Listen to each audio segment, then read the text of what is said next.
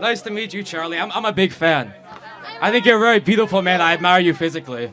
But no homo. No homo. No homo. I did have a question. Something I don't find very interesting about you, something I find kind of repulsive, is that I believe you said that the Civil Rights Act was bad and that we shouldn't have that. Okay, well... Oh, thank you. I appreciate that. I don't like you as much as Charlie, though. First of all, what's your name? Sorry. I don't want to be, like, filmed and stuff. Too late. I'm anonymous, number one. Anonymous guy. Well, hello. Nice to meet you, anonymous guy. Thank you. Nice to meet you, too. Yeah, I believe in part of the essence of the Civil Rights Act went way too far, way too wide. Oh, how did it go too far?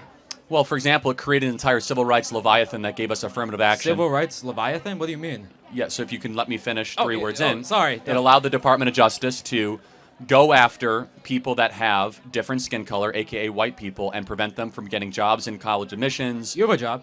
I'm sorry? You have a job.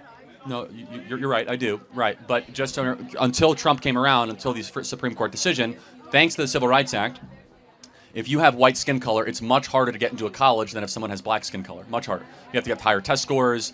It's a much harder pool, largely thanks to the precedent set by the Civil Rights Act. Not to mention all the trans stuff, and they use the Civil Rights Act to justify it. Okay, I think I see where you're coming from. So you think that it's harder for white people because black people they could have lower tech scores again? It's not what I think. It's the fact. That's what you're saying. Okay.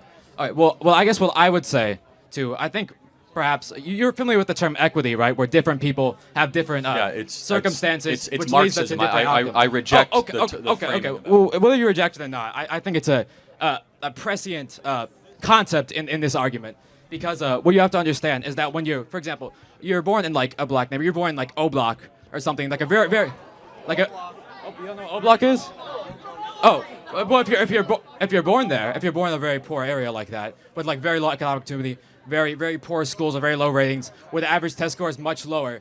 When you're in that environment, you have the whole system up against you, right? So when you say in that kind of circumstance, when you're facing the whole, I guess, leviathan of systemic racism, would you say that? Sorry, let me just finish it. When you say it's fair to, for example, lower the standard because knowing that their circumstances were like that, perhaps based on what they had, what was presented to them, they had the correct amount of merit to get into a school. Okay, so are you a student here? I'm guessing you are. Oh, yeah, I'm a student here. Are you a pretty good student? Oh, yeah, I would say I'm a good student. I have a pretty high GPA. Okay. Yeah. Can you give your GPA to her because she's a woman of color, please? Oh, well, you want me to give you a... I mean, I can. Would you be willing to do that? Yeah, sure. You cool with that? Yeah, so, I'm fine. Wait, you mean I want you... Like tell her or like give it to her? By force. Like we're swapping it. Let me tell you what I'm going to do. By force, white man, okay, yeah. I'm going to take your GPA, I'm going to give it to a woman of color. Okay. You're cool with that? I mean, yeah, I can just work back up. Like, there's no working back up. I can pull myself up by my bootstraps. No, there's no working back up. What do you mean you can't work back up? That's the whole point of conservatism, isn't it? I'm going to keep on taking it from you because that's equity. And you're cool with that. What? But that's not This is equity in practice. Equity isn't taking. Equity is applying the equal standard. If you give, how do you get? You must take, and then you give. Wait, what do you mean? That which is given must first be taken. Well, what's being taken? Well, in this case, grades from you to grades to her. No one's taking my grades though. That's not what affirmative action is. Hold on a second. No one takes your grades. Hold on a second. If you only have so many, you only have so many positions at University of South Florida to come in, right? There's a set number. Let's say it's 20,000 people, okay? And we're gonna say we're gonna lower the test standards so that somebody that's a woman of color can come in, and therefore it's harder for you. So it's a higher bar for you, lower bar for them. Definitionally, that's a redistribution of test scores to somebody else, just by the definition. And you're okay with that? Well, I guess I would ask then, if we were to do what you're doing, I guess that's what's happening under Trump, right? Well, no, it's actually been happening the last 40 years. Okay, actually, yeah, whatever. Okay, so when you say that, if you do that, then, well, black people aren't going to get into school, and then they won't be able to uplift themselves, they won't be able to have prosperous families, they won't be able to, equalize the economic status, because you need to give them a little jump start. You know what? You have a car, right? How is that? Well, no, now I know who you are. No, it's good. But no, how has that worked the last 40 years? We've had robust affirmative action. No. We've had hiring practices. Has it made black America more successful? I can answer that easily. It's because sorry. It's because sorry. What am I going for? Oh, I don't know.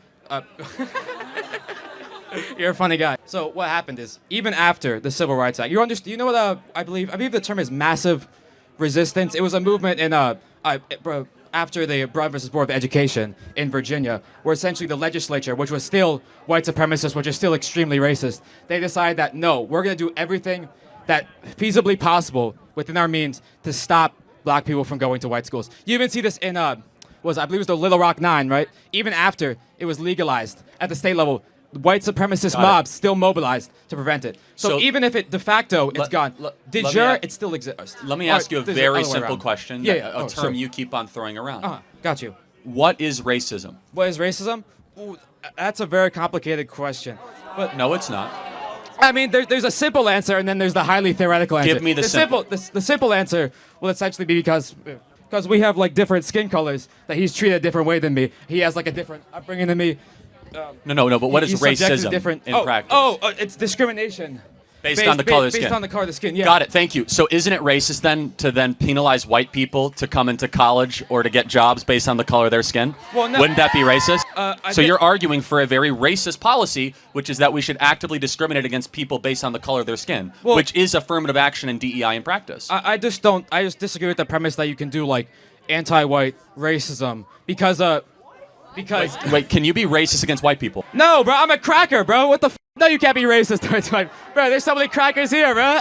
There's your clip, bro. There's your clip. What are you gonna do political violence to me, bro? Like, why are you saying that to me? You're making me scared. Okay. So let me tell you what we believe, because you tell us what you believe. Okay. Your worldview is indistinguishable from the KKK.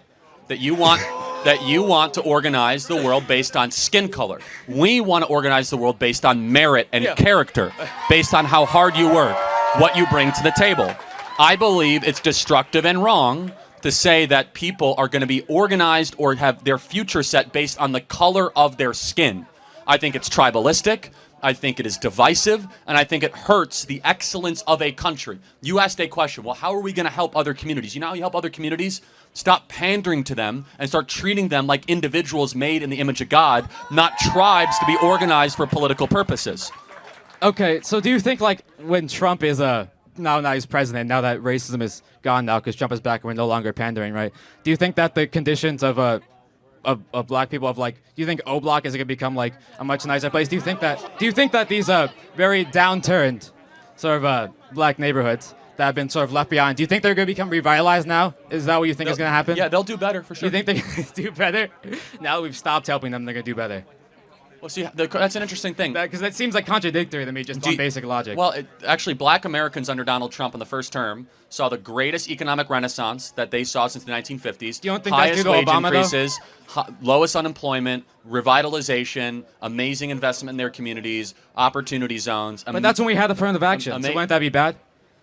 Well, again, we actually got rid of affirmative action now. But it's going to do was even better. now, but I'm talking about before. Those are unrelated things, though, just to be perfectly clear. They don't seem unrelated to me. Well, affirmative action policies addressing racism. They seem affirmative action is largely federal government hiring practices and the adjacent institutions. I think that all communities will do even better when we stop living under the soft bigotry of low expectations. Inherent in your argument is that we have to pander to certain communities based on the color of their skin because they can't do as well as white people. I reject the premise. I think that we should try to say, I don't care about the color of your skin. I care about what you bring to the table. And stop pandering to people based on special criteria, points, and acceptance to college, saying that we're going to make it easier for one group and harder for another group. I don't think it's pandering, though. I think it's understanding. Okay, but understanding the respective circumstances and working based on that. Do you think that we should have black-only dormitories in America? No, why would I want that? Okay, well, there's hundreds of schools that have those, actually. What do you mean black only? Like, they're not, white people are not allowed in. No, at white all. people are not allowed White in. people, yeah, that's why I said white people are not allowed Correct. in. We have black-only graduation ceremonies across the country. Well, those are from well, I believe those are most likely like HBCUs, right? No, like the University of Michigan has one, has Yale has dormitory? one, Harvard has one. So we're agreeing that is wrong. That is the furthest extension of hyper race obsession. So you could choose one or the other. You can be race obsessed or merit obsessed. We as conservatives decide to be merit obsessed, to build a country based on how hard you work and what you're able to deliver. Okay. Well, so wait here. Final point. Yeah, final point. Sure. Okay. Here, this thing's a little close. Oh, I'm sorry. I didn't mean to offend your wonderful setup here. Yeah. So I guess I'll just restate my point that I don't believe you mentioned like all black dormitories, right? I mean, I don't really comment on that. I mean, I don't know if that's real. To me, that sounds fake, but I'll give you the benefit of the doubt here. It's very real. Okay. But I just think it's a very irrelevant kind of like aesthetic focused thing. It doesn't really affect the material conditions of like black people. If you heard there were white-only dormitories, there'd be marching in the streets, right? Oh well, because okay, I get What's it. I the get it. difference? The difference is, like, for example, if you want to go back to segregation, the all-white dormitory was nice as and the all-black one was. So if that was brought back, okay, if we were to do an all-white dormitory and an all-black I'm not dormitory was recommending like, it. I think actually Okay. segregation is wrong and evil, and we're heading until Donald Trump. We were heading in that direction. But like, okay, I'll go back to because I let it slip by. But you mentioned that like in the early years of the Donald Trump presidency, right? That the conditions for the employment and stuff were going up for black people. What I would say is the economy works slow. It works at like a time dilation for when a policy is initially enacted. So what I would probably assume based on what you said to me is that it was the Obama era policies that actually led to that, and not the Trump policies, because stuff like tax cuts I for just the love rich it. doesn't really help. In a year from now, black we're going to have people. the greatest economy ever. They're going to say it's all Biden. It's all Biden.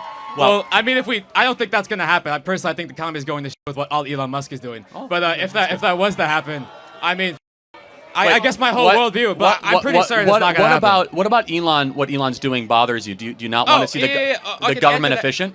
The government is efficient. He's just firing everybody. Looks like he did to Twitter, bro. Y'all see what happened to Twitter, bro? It's racist as now. It's just a Nazi haven. It went from like a pretty accepting place to like where like the average blue checkmark is saying Hail Hitler. Like Elon Musk himself has replied to like, he did the Nazi salute. Like, we're not gonna forget about that, are we? No, he didn't. What do you mean? Y'all didn't see that clip, bro? Y'all see when he did that? All right.